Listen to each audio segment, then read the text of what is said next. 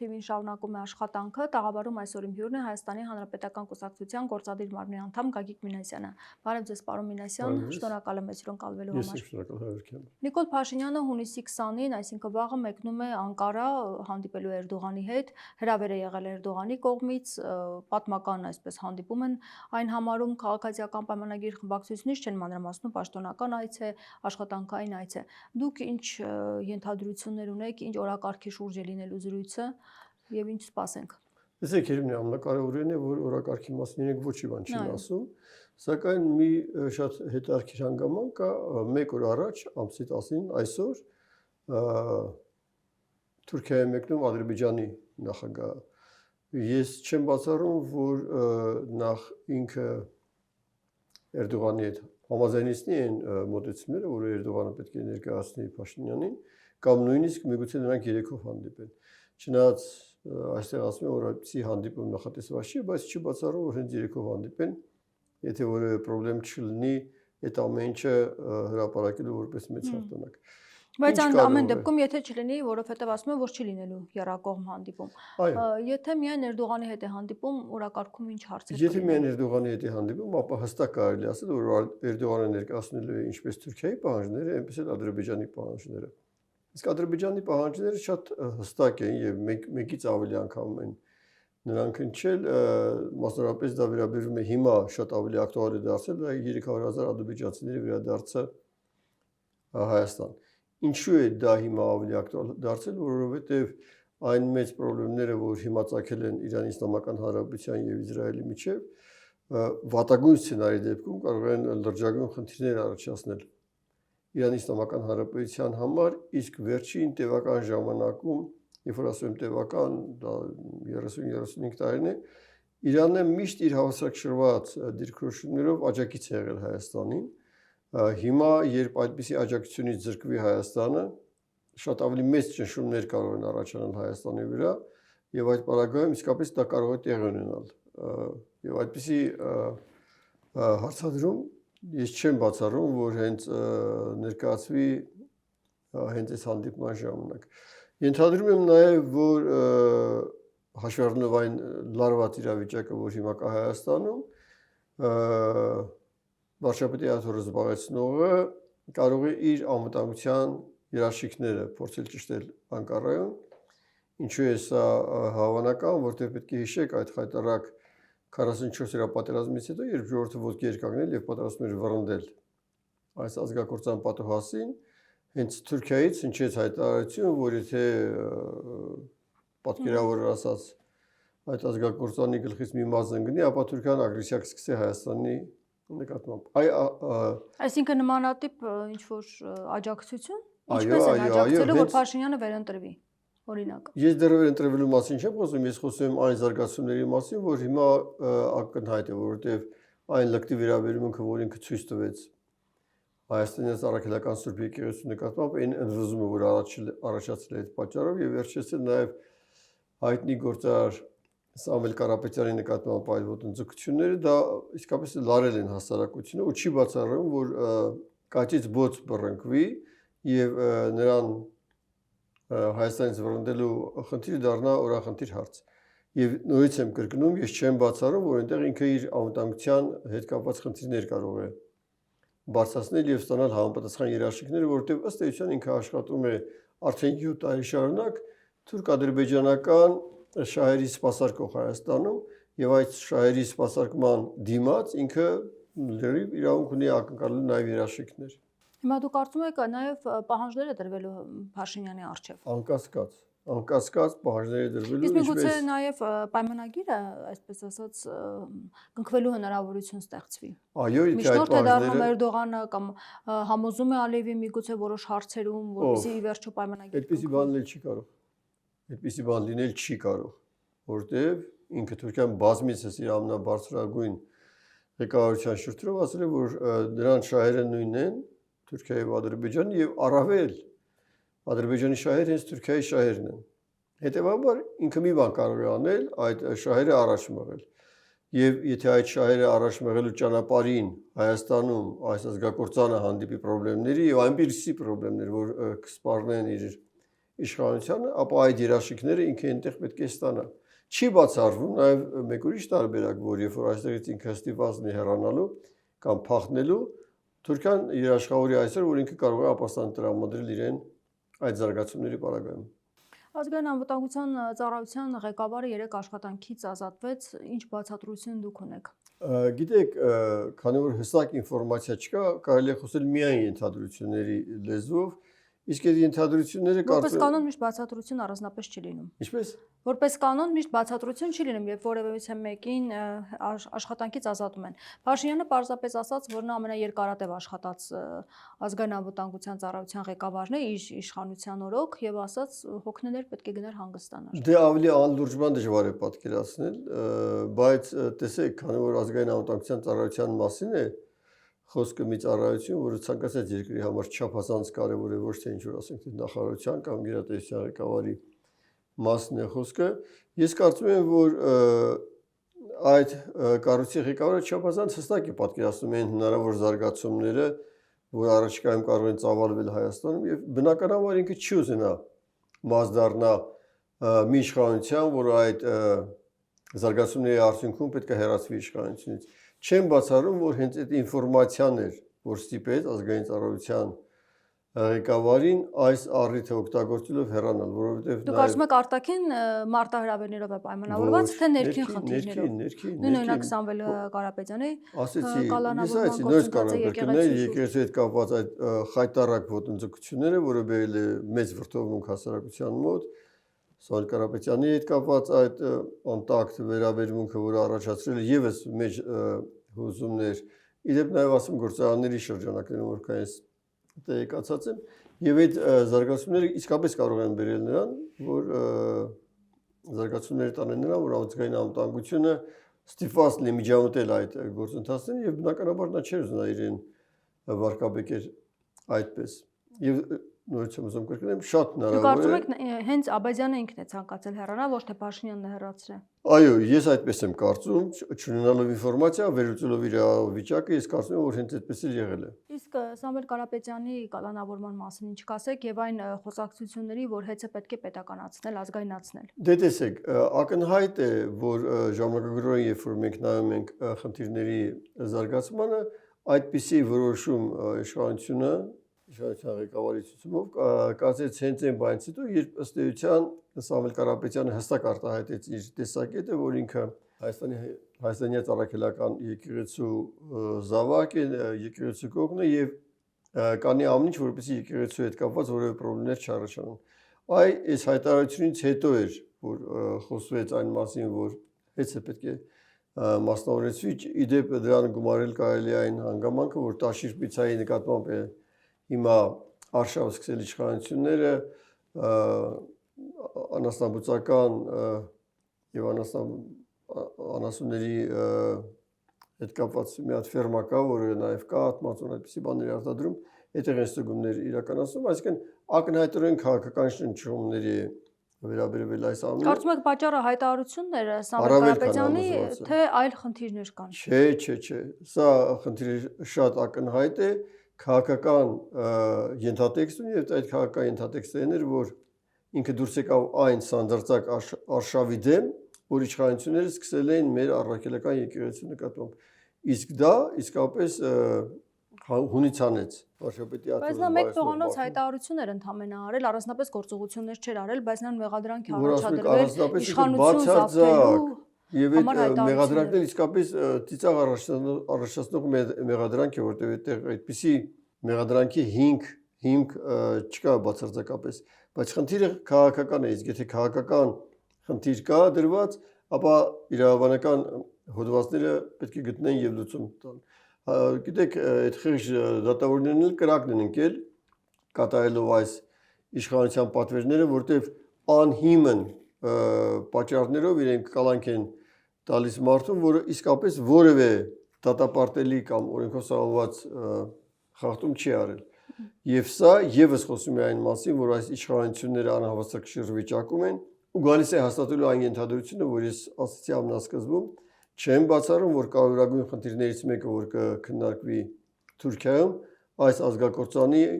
անվտանգության խնդիրների ապահովման հարցն է այն պարագայում, երբ ժողովուրդը ոտքի կանգնի։ Բայց ժողովուրդը ոտքի չի կանգնել եւ առանձնապես Ես կարծես թե ինչ-որ գործողություններ չեն համաձայն չեմ, այս տարիների ընթացքում 3 շատ մեծ հիմա նկատի ունեմ։ Այն խմորումները, որ հիմա կան, ես կարծում եմ դա կարող է բերել հենց այն իրավիճակին, որից վախենում է այս ազգակործանը։ Ամեն դեպքում դուք ասում եք նրա հայտարարությունն է պատճառ դարձել, որպեսզի նրան կալանավորեն, ձերբակալեն, բայց նաև այս հեծի մասին խոսակցություններն են հարցեր առաջացնում, որ արդյոք այլ նպատակներ չկար։ Հիմա ինչով է պայմանավորված այս հեծի հետ եւ ազգայնացնելու մասին են խոսում, ասում են այդպես ավելի կշահի պետությունը։ Արդյոք պետությունը կշահի այս ամեն ինչից։ Գիտեք, ես սկզբունքորեն չեմ ուզում հարցը այդ տեսակետից դիտարկել, որովհետև այն պատճառը հետևանքային զարգացումը, որ մենք տեսանք, հիմք է տալիս հստակ արձանագրելու, որ այստեղ խնդիրը քաղաքական է։ Որևէ տնտեսական խնդիր այստեղ չկա։ Հեծը արդյունավետ կաշխատի, անարդյունավետ կաշխատի, պետք է այս խնդիրը իրականացնել եւ այդ խնդիրը իրականացնեց, որտեղ դրա հիմքում քաղաքական իշխանությունը պահելու խնդիր կար։ Բայց ինչպես են ազգայնացնելու։ Դուք դա պատկերացնում եք, ինչպես այդ գործընթացը տեղի ունենալու առհասարակ։ Դա էական չի, ես պատկերացնում եմ, չեմ պատկերացնում։ Բայց իրագործելի է։ Այս իշխանության համար ամեն ինչ իրագործելի։ Այս իշխանությունը դատարաններն է փակում, որևէ բան չի անում։ Այս իշխանությունը ժողովրդի գլխին 30 ռումբ է պայթացնում, ոչ մի հետ։ Այս իշխանությունը ամեն ինչ կարող է անի, որտեղ սա տոտալիտար իշխանություն է, տոտալիտար իշխանության համար չկան օրենքներ, կան քաղաքական քմահաճույքներ։ Մենք ապրում ենք այդպիսի իրականության մեջ եւ դա, որ ասում եք իրագործելի, իհարկե իրագործելի է։ Չեմ բացառում, որ հենց այնտեղ նաեւ խոսեցվի Թուրքիայում, որ հաջորդ սեփականատերը կարող է դառնալ թուրքական մի գործընկեր, որ ասում եմ, այստեղի իշխանական օլիգարխների մի գործընկեր, որը եւս կգա ապացուցելու այն հանգամանքը, որի մասին ես վաղուց ասել եմ։ Այստեղ մենք արդեն 7 տարի է ինչ ունենք թուրք-ադրբեջանական գործակալների իշխանություն։ Դուք կարծում եք նույնիսկ հնարավոր է այսպես վաճառեն մեկ այլ սեփականատիրոջ, եւ ոչ թե մեկ այլ ձեռնարկատիրոջ եւ ոչ թե պետականացնեն ազգայնացնեն։ Միանշանակ, որովհետեւ այդպիսի ձեռնարկությունները շատ ավելի արդյունավետ են աշխատում, եթե իրենք մասնավոր սեփականության օբյեկտ են եւ ոչ թե պետական սեփականության։ Ակնհայտ է։ Հիմա այն գործողությունները, որ Սամվել Կարապետյանի նկատմամբ իրականացվում, արդյոք հարաբերությունների վրա կազդի Ռուսաստանի հետ։ Ես կարծում եմ, այո։ Արդյոք Ռուսաստանը սա փշոտ է ընդունում։ Ես միանշանակ եւ երկու պատճառով տեսեք Սամվել Կարապետյանը հզոր գործարան է, նույնիսկ ռուսական մասշտաբներով հզոր գործարան է եւ Ռուսաստանի Դաշնության քաղաքացի։ Այդ պատճառով արդեն բավարար է, որպեսզի Ռուսաստանը ապացուցի, որ ինքը իր խոշոր ձեռնարկատերի եւ քաղաքացու թիկունքին կանգնած է։ Բայց կարծում եմ, որ այստեղ խոսքը միայն դրան չի վերաբերում, որտեղ այն հայտարարությունները, որոնք հնչել են Ռուսաստանի բավականին բարձր մակարդակի պաշտոնյաների շուրթերից, նրանք խոսում են այն մասին, որ իրենք փորձում են թույլ չտալ, որպեսզի հայ-ռուսական խաթարված հարաբերությունները ել ավելի ցածր մակարդակի իջնեն, ճիշտ հակառակ փորձում են սրբագրել նաև այն խնդիրները, որոնք եղել են հայ-ռուսական հարաբերություններում եւ կարծում եմ, սա լավ առիթ է, որպեսզի այդ սրբարգումը իրեն կարողանան իրականացնել։ Եկեղեցու հետ կապված ինչ ծրագրեր ունի Փաշինյանը, ասում է, որ ինքը եկեղեցու դեմ չի գործում եւ շահարկում են, երբ ասում են, որ եկեղեցու դեմ է գործում, իրականում որոշ հոգեվորականներ, մասնավորապես Վեհափառը եւ Սրբազաններից մի քանիսը խախտել են կուսակրոնության ուխտը եւ պետք է եկեղեցին վերադարձնել ժողովրդին։ Գիտեք, Հերիմն է, ես ձեզ էլ խորհուրդ չեմ տա, ես վաղուց այդպես չեմ անում, ես իր խոսքերին ընդհանրապես չեմ հետևում, ես հետևում եմ իր գործերին։ Մարդը, որը իր ամբողջ կյանքի ընթացքում իր գրիչը օգտագործել է իր սեփական շահը առաջ տանելու համար, ոչ թե ճշմարտությունը բացահայտելու համար, մարդը, որ վերջի 7 տարիների ընթացքում ամեն ինչ ոտնահարել է, իր բոլոր խոստումները մոռացել է եւ արել է ճիշտ հակառակը։ Հետևաբար շատ վտանգավոր է առաջնորդվել նրա խոսքերով, շատ վտանգավոր է։ Իսկ իր քայլերը շատ բարձր են ցույց տալիս, ինքը ոչնչացնում է բոլոր ինստիտուտները, որ կան Հայաստանում, որտեղ դա իր տերերի պատվերն է, եւ այդ ինստիտուտների մեջ կարևորագույն իհարկե մեր առաքելական Սուրբ եկեղեցին է, 1700 տարվա պատմություն ունեցող մի ինստիտուտ, նույնիսկ եմ ուզում կրկնեմ, բազմիցս եմ ասել, շատ քիչ ժողովուրդներ կան աշխարհում, որոնք ունեն այդպիսի ազգային ինստիտուտ։ Իդեպ մեր եկեղեցին նաև ազգային եկեղեցի է, որտեղ շատ ուրիշ եկեղեցիների ղեկավարությունը գտնում է հեռավոր երկրներում մեր եկեղեցին ազգային եկեղեցին հայաստանյաց առաքելական սուրբ եկեղեցին է եւ կենտրոնականն էլ գտնում է հենց Հայաստանում։ Եվ այս պարագայում այդպիսի եկեղեցու դեմ արշավը ապազգային ուժերի կողմից շատ տրամաբանական է, այդպես էլ պետք է լիներ։ Պատճառները դրանք երկրորդական, 10-րդական են։ Քիչ առաջ մենք խոսում էինք Տաշիրի ֆիրմայի ընկերության պատկանող սեփականության մասնավորեցման համար ակնհայտ է, որ այդ մասնավորեցման նպատակը արդյունավետության բարձրացումը չի, դա քաղաքական խնդիր է դրված եւ լուծում է։ Ճիշտ է, այդպես է։ Դեպքում ճշմարտ գործիք է, կիրառում նրա նկատմամբ։ Նույնն էլ հենց մեր եկեղեցու հետ կապված արշավը, այնտեղի խնդիրները չեն, որոնք ցանկացած կառույցի մեջ կան։ Այդ եկեղեցին վերացնելն իր ազգային հենքից կտրելն է, ժողովրդին զրկել իր մի հենասյունից, որը 1700 տարի ուղեկցել է այս ժողովրդին։ Բազմաթիվ ինստիտուտներ է ինքը քայքայել այս 7 տարիների ընթացքում եւ հերթականը եկեղեցին է, բայց համոզված եմ, որ դա իրեն չի հաջողվելու։ Ինչու եք վստահ այդքան։ Տեսեք, մի քանի պատճառով։ Նախ դա մեր եկեղեցին է։ Մյուս պետական կառույցները, չգիտեմ, 20-25 տարվա պատմություն ունեին։ Սա 1700 տարվա պատմություն ունի։ Ինքը ներծծված է եկեղեցին հայկականությամբ եւ մեր ժողովուրդն ներծծված է իր ազգային եկեղեցով եւ դա ոչ մի սերունդի տասնյակ սերունդների ընթացքում դա տեղի է ունեցել եւ մարդիկ իրենց առանց այդ եկեղեցու չեն պատկերացնում նույնիսկ Սփյուռքում եթե չկա եկեղեցի համենք չի բայց հիմա ինքը եկեղեցիները չի փակում հիմա ինքը վեհապարին է փոխում ախր դուք հիմա կարող է չէ բայց հիմա կոնկրետ այս բանին դա է անում դուք ասում եք չի հաջողվի հիմա վեհապարին հեռացնելը չի հաջողվի Փաշինյանը Հերմինե ես չեմ ուզում որ դուք այդպես մտածեք եթե դուք այդպես եք մտածում ապա ես նրա առաջնային քայլերի մասին եմ խոսում առաջնային քայլը դրված վեհապարին հեռացնել եթե դուք այդպես հետագա այլ պլաններ կան լսեք ինձ խնդրում վեհապարին կարող է հեռացնել թե ոչ ես կարծում եմ ոչ բայց դա չի կարևորը Կարևորը վեհապարին հեռացնելը չհեռացնելը չի կարևորը այն է որ այս դիվահար միտքը ազգային հայ ժողովրդի հիմնական հենասյունը վերացնելը դա է իր նպատակը իսկ որպեսզի դա իրականացնի ինքը պետք է վեհապարին փորձի հեռացնել բայց դա չի իր նպատակը եթե հանկարծ մենք այդպես մտածենք լրիվ ուրիշ ճանապարհով կգնանք Կարծում եք ժողովուրդը կընդվզի Համոզված եմ առավել քան համոզված եմ Իդեպ Անկամ եթե Փաշինյանը փաստեր ներկայացնի, ասում ես փաստեր ունեմ կներկայացնեմ, ապացույցներ ունեմ նույնիսկ վերջերս ասած։ Դե տեսեք, նորից եմ ուզում կրկնեմ, եթե ինքը խոսում է ժողովրդի հետ այն լեզվով, որ ժողովրդի համար այլևս անընդունելի է, իր ոչ մի խոսքը ժողովուրդը չի հասկանա ու չի ընդունի, որտեղ ինքը անդրադառնում է, որ այս մարդու խոսքերը եւ իր գործերը բացարձակապես իր հետ կապ չունեն։ Ինքը խաբեությամբ եկել է իշխանության Խաբեությամբ վերընտրվել է 21 թվականին եւ ինքը այլևս լեգիտիմ չի իր որևէ խոսքին հավատալ չի կարելի Նա հոգեվորականներին սրբապիղծ է համարում Դե գլուխը պատովն է տալիս հիմա ուզում եք իսկ կոպիտ բառեր ասեմ Հերմինե ինքն է սրբապիղծ ինքը իր ողջ քայլերը որ իրականացրել է դա սրբությունը պղծելու քայլեր է իր ձեռքերը թաթախված են մեր 5000 երեխաների արյան մեջ Ինքը սրբապղծորեն մեր եկեղեցիները ամբողջ Արցախը տվեց ադրբեջանցիներին սրբապղծորեն Հայաստանի Հանրապետության 240 կիլոմետր տարածքը տվեց ադրբեջանցիներին ինքը ինչի մասն է պետք է լռի ինքը ամենաճիշտը որ ինքը ընդհանրապես լռի Հիմա դուք կարծում եք որ նույնիսկ եթե ինչ որ տեսանյութեր այսինքն առաջիկայում ինչ եք սպասում որ կարող է նա անել Առաջիկայում ես կարծում եմ որ ինքը կստանա երաշխիքներ Թուրքիայից իր անվտանգության երաշխիքներ կամ կստանա երաշխիքներ այն բանի որ եթե այդ ծրագիրը որը ինքը իրականացնում է արդեն 7 տարի իրականացնի եւ ստանա խնդիրներ այդ ճանապարհին իր անվտանգությունը ապահովելու համար Թուրքիան պետք է տարհանի իրան